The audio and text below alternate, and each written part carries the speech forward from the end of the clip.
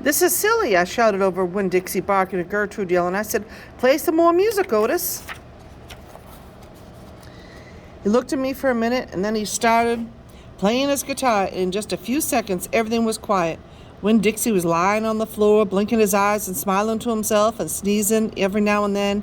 The mice and the gerbils and the rabbits and the lizards and the snakes that we hadn't caught yet got quiet and sat still. I picked them up one by one and put them back in their cages. When I was done, Otis stopped playing. He looked down at his boots.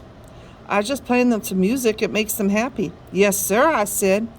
"Did they escape from their cages?" "No," Otis said. "I take them out. I feel sorry for them being locked up all the time. I know what it's like being locked up." "You do?" I said. "I've been in jail," Otis said. He looked up at me real quick and then looked back down at his boots.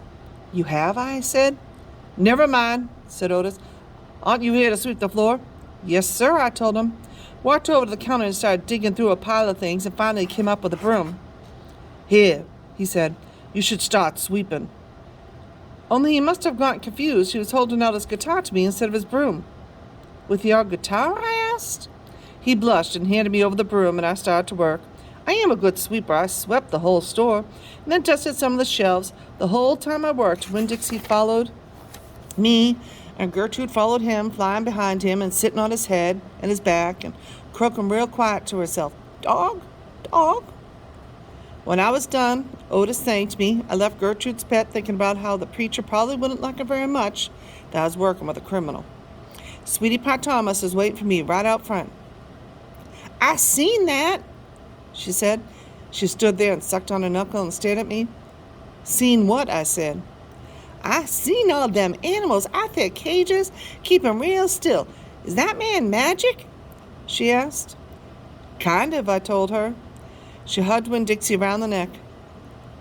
"Just like this grocery store dog, right?" "Right," I said. I started walking, and Sweetie Pie took her knuckle out of her mouth and put her hand in mine. "Are you coming to my birthday party?" she asked. "I surely am," I told her. "The theme is pink," she said. "I know what," I told her. "I gotta go," she said all of a sudden. "I gotta go home, tell my mama about what I seen. I live right down there in that yellow house. That's my mama on the porch. You see her? She's waving at you." I waved at the woman on the porch, and she waved back, and I watched Sweetie Pie run off to tell her mama about Otis being a magic man. Made me think about my mama and how I wanted to tell her the story of Otis charming all the animals. I was collecting stories for her. I would also tell her about Miss Franny and the bear, and about meeting Gloria Dump and believing for just a minute that she was a witch. I had a feeling that these were kind of stories my mama would like, the kind that would make her laugh out loud, the way the preacher said she liked to laugh. Chapter 13. Me and Winn Dixie got into a daily routine where we would leave the trailer early in the morning and get down to Gertrude's Pets in time to hear Otis play his guitar music for the animals. Sometimes Sweetie Pie snuck in for the concert, too. She sat on the floor and wrapped arms around Winn Dixie and rocked him back and forth like he was a big old teddy bear.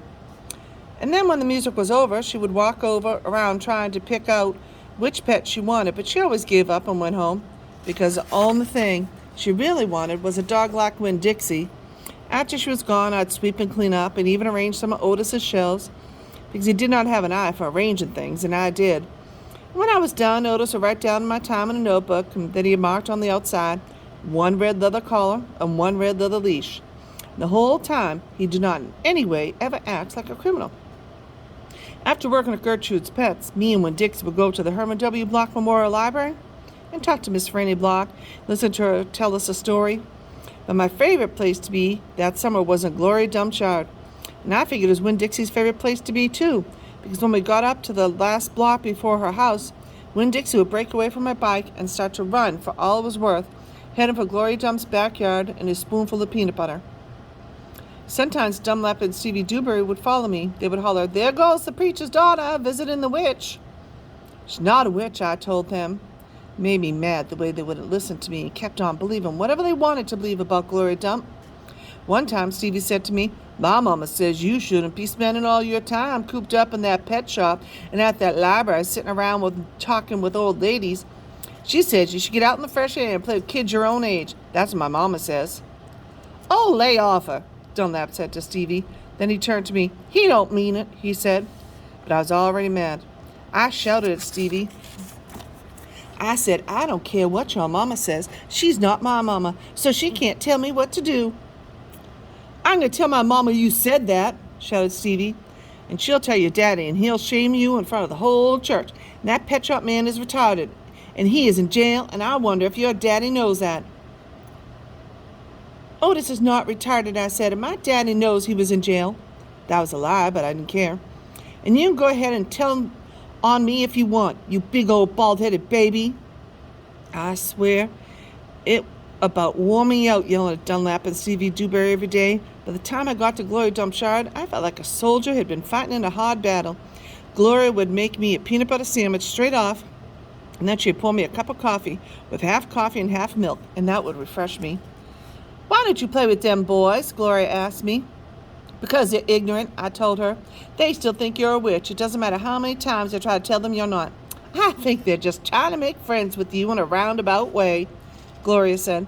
I don't want to be their friends, I said. Might be fun having them two boys for your friends. I'd rather talk with you, I said. They're stupid and mean and they're boys. Gloria would shake her head and sigh, and then she would ask me what was going on in the world. And I didn't have any stories to tell her. And did I have any stories to tell her? And I always did.